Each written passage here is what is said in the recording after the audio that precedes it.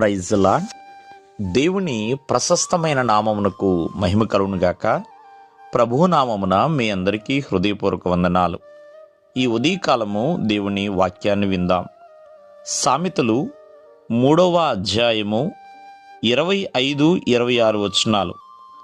ఆకస్మికముగా భయము కలుగునప్పుడు, దుర్మార్గులకు నాశనము వచ్చినప్పుడు నీవు భయపడవద్దు, యెహోవా నీకు ఆధారమగును.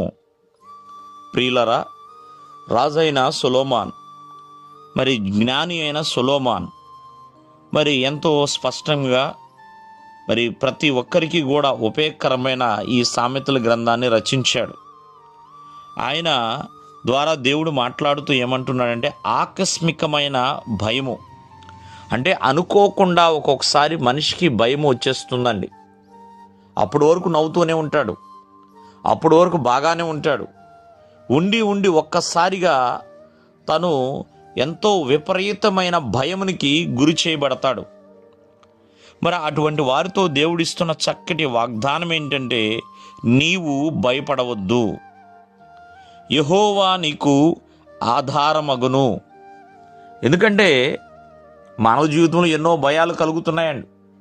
ఆనాడు భక్తుడైన పౌలు అంటున్నాడు, వెలుపుట ఎన్నో పోరాటాలున్నాయి, లోపల ఎన్నో భయములు కలుగుచున్నాయి, అయినా దేవుని ధైర్యము మమ్మల్ని ఆదరిస్తుంది.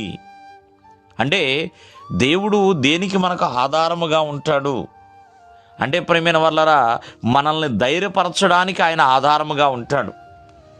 ఆనాడు భక్తుడైన యోబు అన్నాడు, నీ భక్తి నీకు ధైర్యము పుట్టింపదా, నీ యథార్థమైన ప్రవర్తన నీ నిరీక్షణకు ఆధారము కాదా అని. మన నిరీక్షణకి ఆయన ఆధారముగా ఉంటాడు, మన ధైర్యమునకు ఆయన ఆధారముగా ఉంటాడు. అలాగే భక్తుడైన దావీదు అంటున్నాడు, నా నీతికి ఆధారమగు దేవా. మన నీతికి కూడా ఆధారముగా ఉంటాడు, మన జీవనానికి ఆయన ఆధారముగా ఉంటాడు, మన జీవితానికి కూడా ఆయన ఆధారముగా ఉంటాడు. కావున ప్రతి ఒక్కరికి ఆయన ఆధారముగా ఉన్నాడు కాబట్టే భయపడవలసిన పని లేదు.